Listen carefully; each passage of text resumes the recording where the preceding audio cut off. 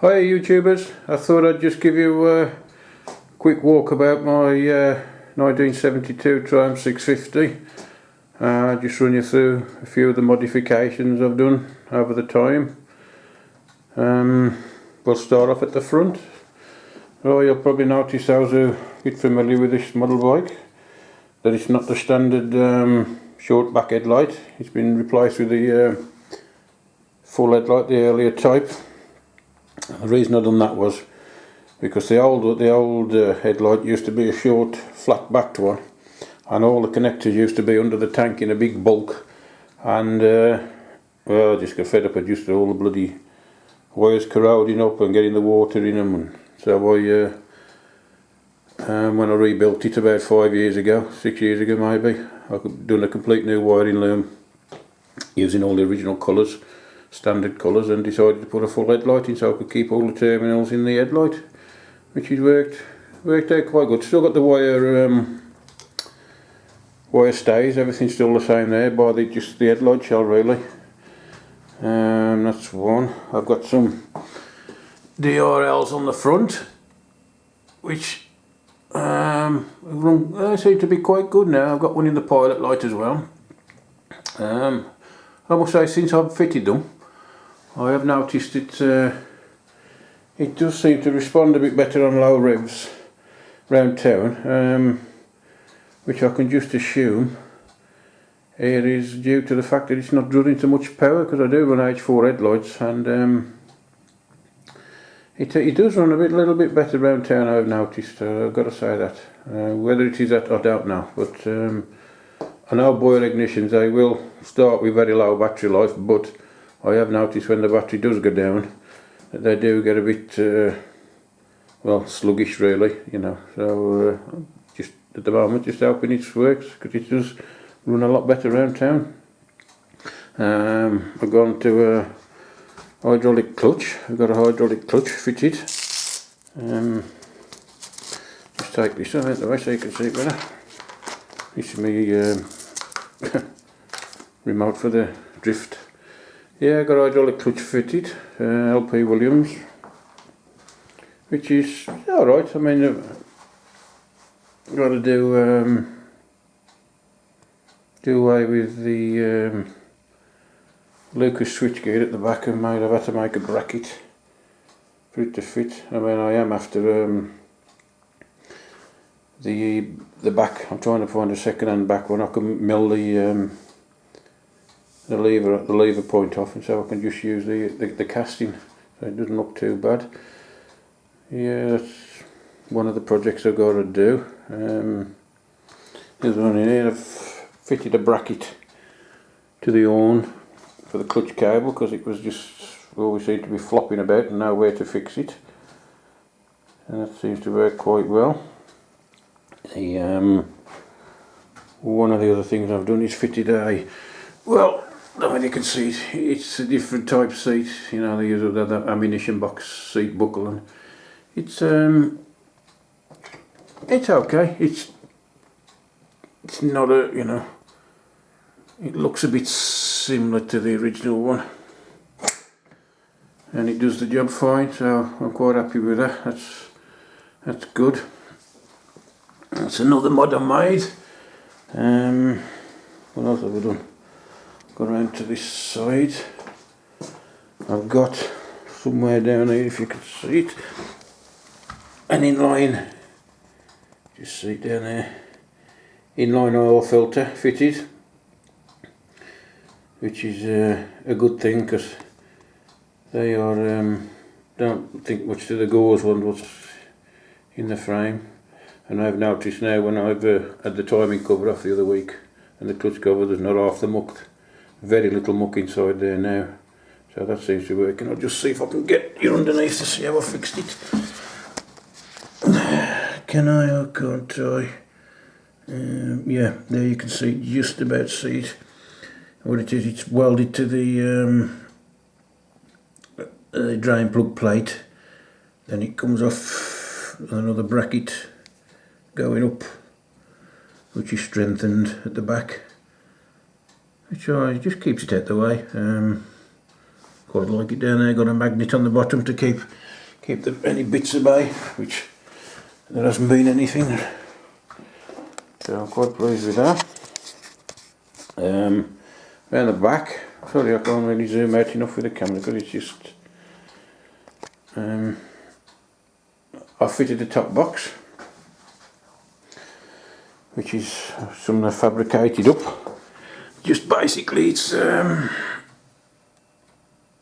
it's a bit of a bracket I made off the indicator lights up to the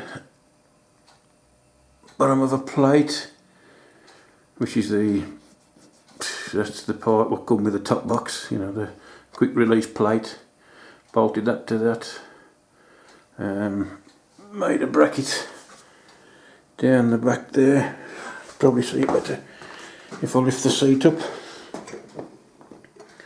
Yeah, you can probably see better down there. So there's nothing actually drilled to the bike at all, it's all independent to the bike. It just fixes to the indicator points. It's been on about 2 years now, just over 2 years, and I haven't had no problems with it coming loose or shaking loose or anything. It's quite good. It just gives you a bit more choice to carry in your tools. Under the seat we got a Boyer ignition, which I must admit has been on for a good many years now, and it has been trouble free. We run two 6-volt coils on it. I've got an adapter here for my sat nav, and I've also got one of those little mini air compressor pumps in there, so if I have to change the tube at any time on the road I can get myself out of trouble. You can't see there, but below the battery box is voltage regulator, a Spadax one, which I strongly recommend fitting to anybody that's got a 650 Triumph.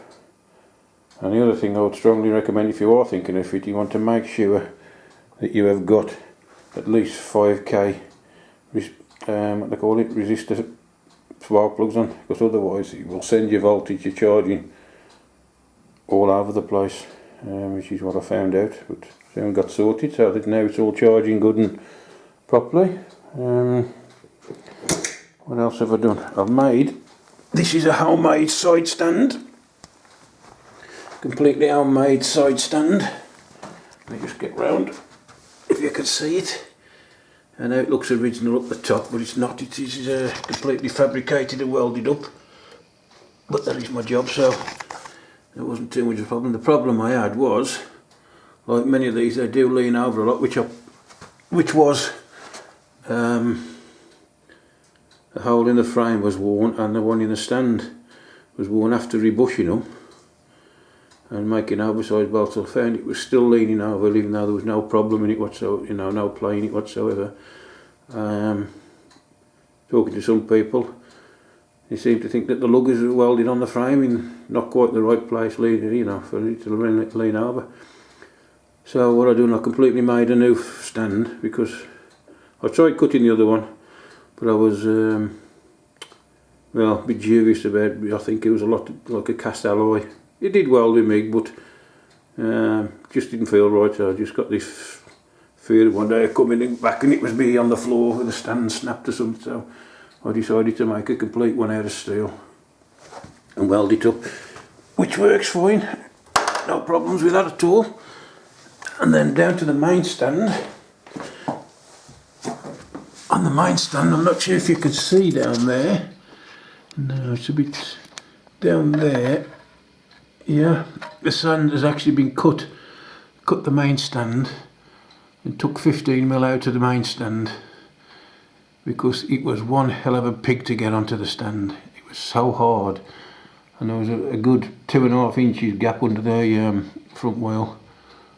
Doing a bit of research, I found that they did fit two stands to this bike, and I believe that it was the wrong stand on the bike. So I've now fitted it. Took 15mm out, and it's easier to get on the stand, let me put it that way. I wouldn't say it was still light.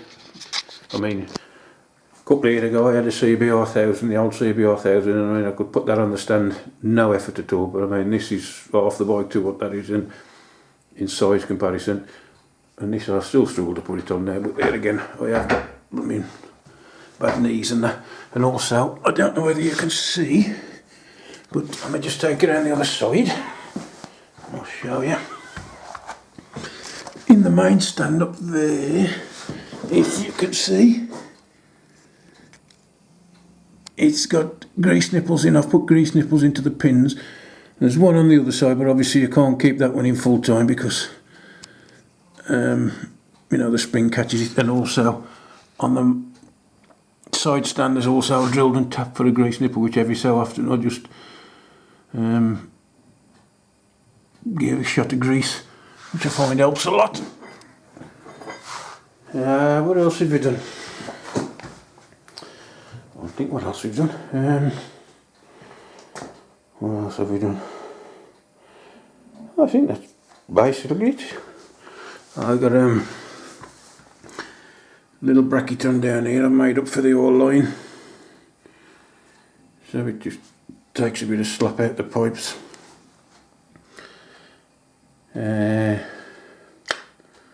Kickstart's got the same rubber, in need of a new rubber, and so is the gear lever. That's about all the modifications I've done, I think. A little one, but I find it makes it a lot easier. You know, things to make life easier for you. Well, maybe about 5 or 6 years ago. And to be, you know, touch wood at the moment, I haven't put a spanner on it since I've done it. I haven't had an oil leak, I haven't done anything on it at all. Rather than change the oil, that's about it. And that's probably all I've done to it, I think, really.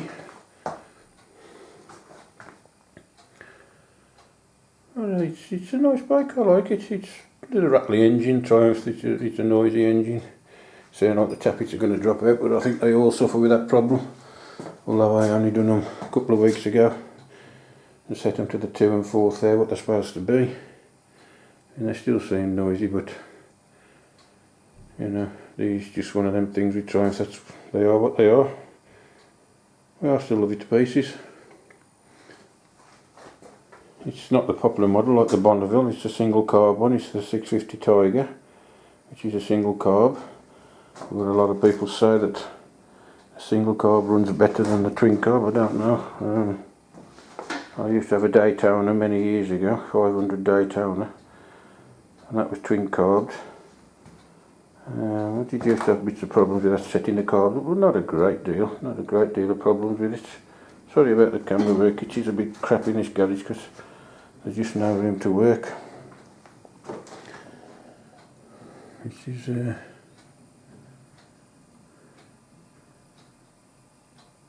yeah, it's a bit of a... I just love it to pieces, really. I mean, it's not a fast bike. Although I do go on the motorway with it, but I don't, you know, it sits nice at 70, like 70 mile an hour is nice for it. I mean, if you do want to nip round summit, you know, from 70 to 95, it's quite lively, really, but I wouldn't keep it there at that sort of speed, you know, it's only for nipping round something, but generally I just don't, you know, do many miles on the motorway with it, but if I have to go on the motorway, then I haven't got a problem going on the motorway with it, because it's, so I keep it around the 70 mark, and it likes 70 is a nice speed for it. There's not very much vibration. I did have the crank balance when I rebuilt the engine. Well, all it done really was, didn't cure the vibration problem, it just moved it, should we say. Which I think this is the case in a lot of things like this. When it doesn't actually cure it, it moves the vibration point sometimes. You just, if you're on a Triumph, you know you've got to treat them with a bit of respect.